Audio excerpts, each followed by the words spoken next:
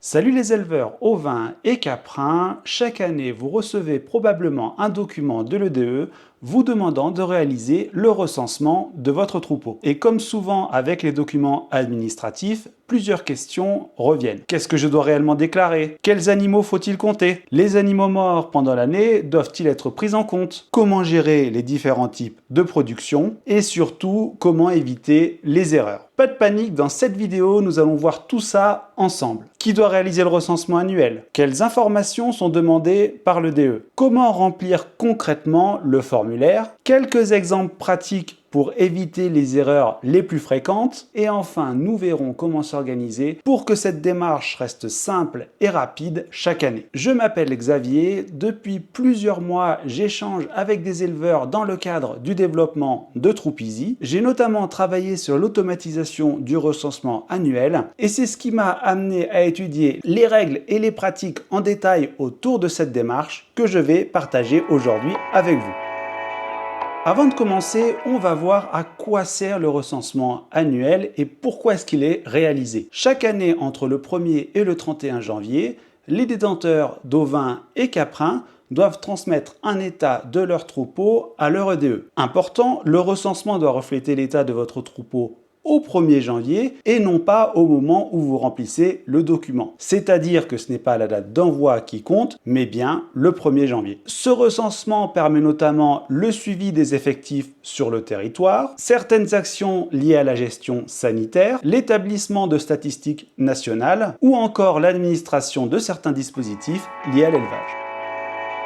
Au final, le recensement est beaucoup plus simple qu'il n'y paraît. Le DE vous demande essentiellement 3 informations. La première, ce sont les animaux reproducteurs présents au 1er janvier. Pour chaque espèce et chaque type de production, donc ovin viande, ovin lait, caprin viande, caprin lait, vous devez indiquer le nombre d'animaux reproducteurs présents dans votre élevage au 1er janvier. Il s'agit des animaux âgés de plus de 6 mois et présents dans votre élevage à cette date. La deuxième information demandée, ce sont les naissances de l'année précédente. Ici, il faut déclarer les naissances survenues entre le 1er janvier et le 31 décembre de l'année précédente. Et quand je dis toutes les naissances, je dis bien toutes les naissances. Car on compte les animaux conservés dans votre élevage, les animaux vendus, les animaux partis pour engraissement, les animaux morts après la naissance et aussi les animaux morts-nés. J'attire votre attention sur ce point particulier qui génère souvent des erreurs. Enfin, la dernière information demandée par le DE, ce sont les animaux engraissés achetés. Cette partie concerne uniquement les engraisseurs spécialisés. Il faut indiquer le nombre d'animaux achetés puis engraissés au cours de l'année précédente. Attention, les animaux nés dans votre propre élevage puis engraissés ne sont pas concernés, il ne faut pas les compter ici. Seuls les animaux achetés pour engraissement sont comptabilisés. Avant de rentrer dans le détail du remplissage des formulaires, regardons à quoi ressemble un document de recensement. Les formulaires peuvent varier légèrement d'un département à l'autre. Vous voyez par exemple ici le document de recensement du département du Cher, qui a un format un peu différent du formulaire de recensement du département de la Loire, qui lui est beaucoup plus proche du formulaire de recensement fourni par le DE de la Savoie et de la Haute-Savoie. Le format des formulaires peut varier d'un département à l'autre, mais les informations demandées sont essentiellement les mêmes. On retrouve donc généralement 4 grandes parties. La première, les informations d'identification de l'exploitation. Ensuite, le tableau de recensement des effectifs. Puis une partie dédiée à une éventuelle déclaration de cessation d'activité. Et enfin, les coordonnées de votre DE pour leur transmettre ce recensement. Pour cette vidéo, je vais utiliser l'exemple du formulaire de recensement de la Loire, mais les explications resteront valables quel que soit votre département et votre DE.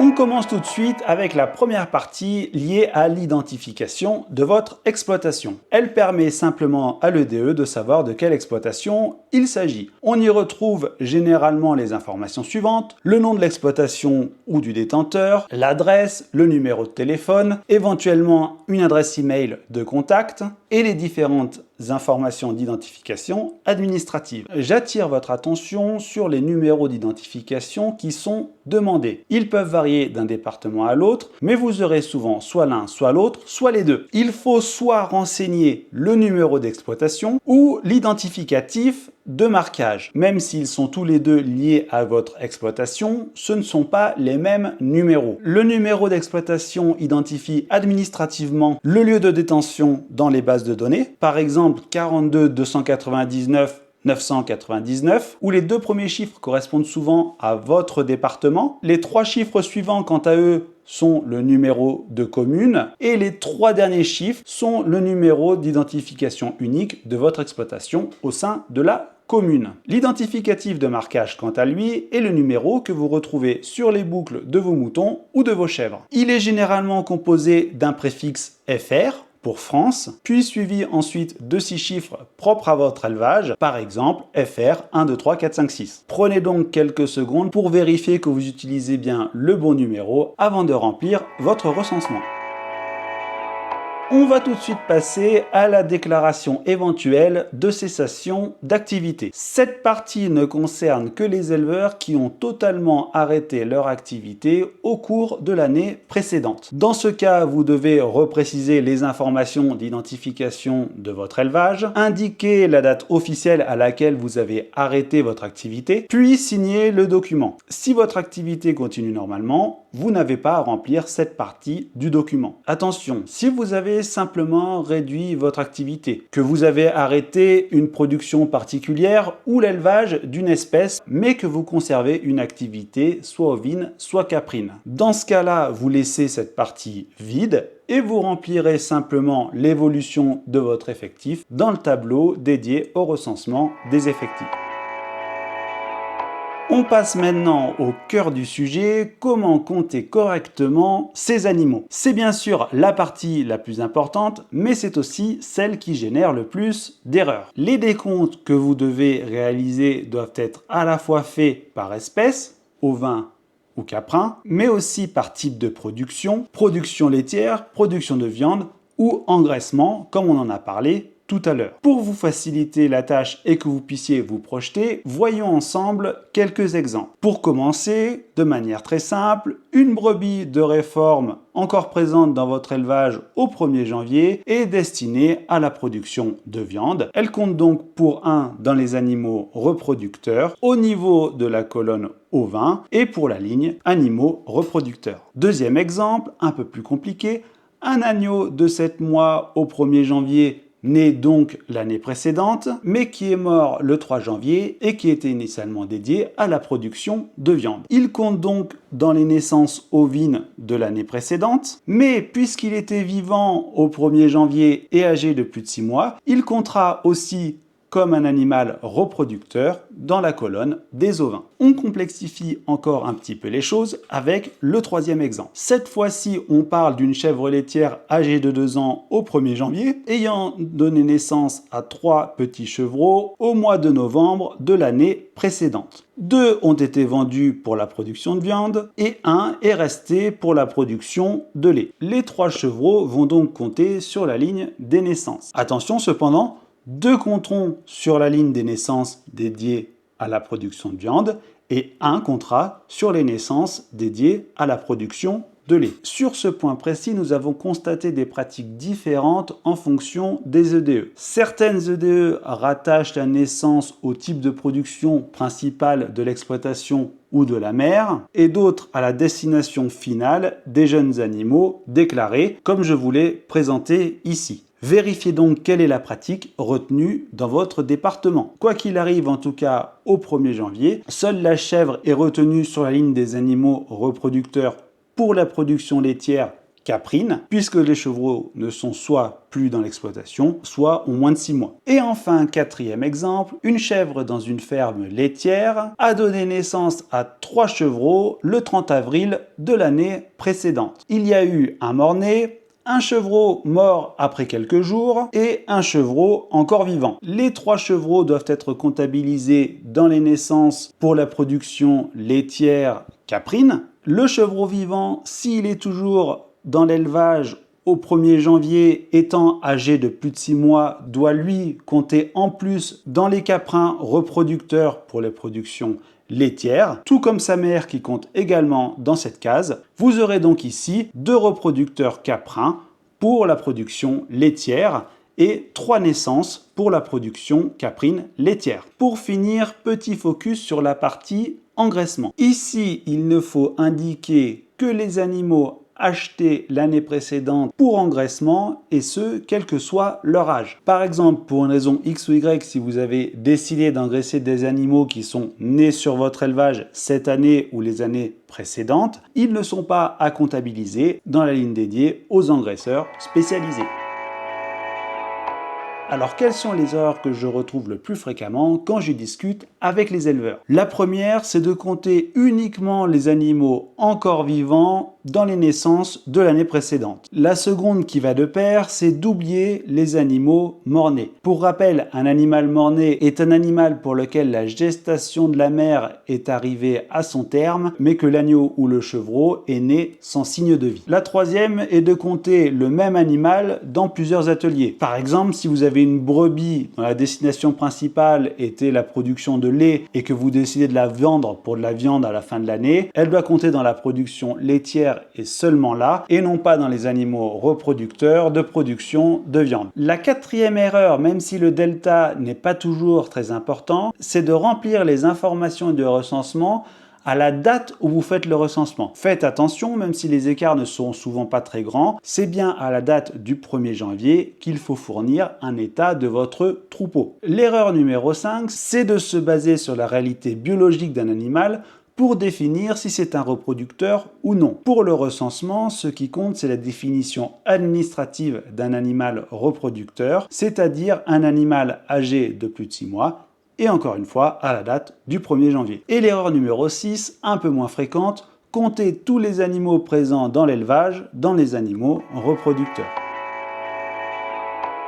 Voyons maintenant comment s'organiser pour que tout cela reste simple. Au final, remplir le document de recensement prend généralement assez peu de temps. Ce qui est plus compliqué par contre, c'est d'avoir toutes les informations au bon moment et au bon endroit pour réaliser ce recensement. Pour cela, il faut être capable de retrouver les naissances, les achats, les ventes, les décès, les mouvements, et tout ça bien sûr au 1er janvier de l'année. C'est précisément le rôle de vos registres d'élevage. Qu'ils soient papier, sur un tableur ou numérique, l'objectif reste le même. Arriver au mois de janvier avec des informations fiables. L'inventaire physique reste d'ailleurs une excellente pratique, quel que soit votre mode de gestion. Il permet de vérifier que les informations enregistrées correspondent bien à la réalité du terrain. Avec un petit troupeau, retrouver les informations reste généralement relativement simple. Par contre, plus votre troupeau va grandir, plus cette opération va devenir difficile. Le problème principal du papier n'est pas forcément la saisie. Pendant l'année, noter les naissances ou les décès sur un registre papier est parfaitement faisable. Le vrai défi arrive au moment où on souhaite avoir une vision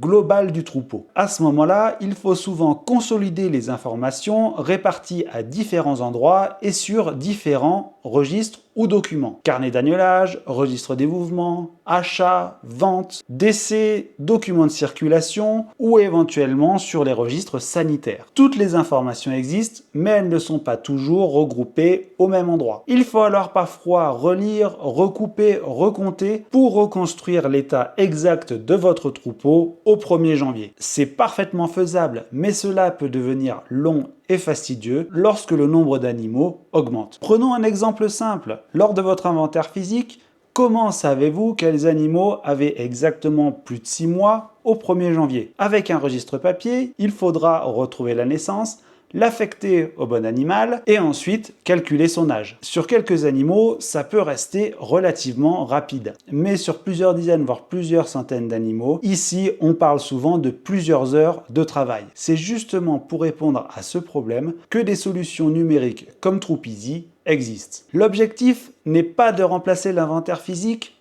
Au contraire, l'inventaire terrain reste indispensable pour vérifier que les informations que vous avez dans votre registre correspondent bien à la réalité. La grande différence, c'est que la consolidation est réalisée en continu et ce, tout au long de l'année. Les naissances, les achats, les ventes, les décès étant enregistrés au fur et à mesure, l'état de votre troupeau est calculé automatiquement et ce, à chaque instant. Au moment du recensement, il ne reste plus qu'à vérifier les éventuelles anomalies, un animal manquant, une erreur de saisie ou un événement non enregistré. Le travail ne consiste plus à reconstruire les informations, il consiste simplement à les vérifier. Le recensement peut alors automatiquement être généré. On parle ici à minima de plusieurs heures, voire de quelques jours de travail économisés pour vous. Pour terminer, voyons concrètement comment se passe le recensement sur Troupeasy. Comme nous l'avons vu, la difficulté ne se situe généralement pas dans le fait de remplir le document. La difficulté est surtout d'arriver au mois de janvier avec des informations fiables et facilement exploitables. Dans Troupeasy, tous les événements de votre troupeau sont enregistrés au fur et à mesure et ce, tout au long de l'année. Les naissances, les achats, les ventes ou encore les décès. L'application reconstruit ainsi en permanence l'état de votre troupeau. Lorsque vient le moment de recensement, il n'est donc plus nécessaire de relire différents registres et de refaire les calculs à la main. Troupeasy calcule automatiquement les animaux reproducteurs au 1er janvier, les naissances de l'année précédente, les animaux achetés pour l'engraissement et bien sûr décompte toutes ces informations par type de production et par espèce. L'inventaire reste toujours un excellent moyen de vérifier que les informations enregistrées dans l'application correspondent bien à la réalité du terrain. La grande différence, c'est que vous ne partez plus d'une feuille blanche. Vous disposez déjà d'un état consolidé de votre troupeau, ce qui change considérablement la donne pour réaliser votre recensement. Lors de l'inventaire, vous allez simplement détecter d'éventuelles anomalies et l'application rendra ces détections plus simple que sur vos registres papier. Une fois la vérification réalisée, le formulaire de recensement est généré automatiquement par Troupeasy. Vous n'avez plus qu'à le signer et à le transmettre à votre DE. Si vous ne devez retenir que 3 choses de cette vidéo, 1. Le recensement doit toujours refléter l'état de votre troupeau au 1er janvier. 2. Toutes les naissances de l'année précédente doivent être comptabilisées, y compris les morts-nés. Et 3. Plus vos informations sont suivies régulièrement au cours de l'année, plus la réalisation de recensement au mois de janvier est simple et rapide. Au final, le formulaire de l'EDE n'est pas la partie compliquée. La vraie difficulté est d'arriver au mois de janvier avec des données fiables et faciles à exploiter. Que vous travaillez sur papier, sur tableur ou avec une application spécialisée, l'important est donc de mettre en place une méthode que vous pourrez tenir toute l'année. Si vous souhaitez découvrir Troupeasy et l'essayer gratuitement, vous trouverez un lien en description de la vidéo. Si cette vidéo vous a plu, n'hésitez pas à mettre un petit like et à vous abonner, ça aide beaucoup la chaîne. Et moi je vous dis à bientôt pour une nouvelle vidéo. Salut!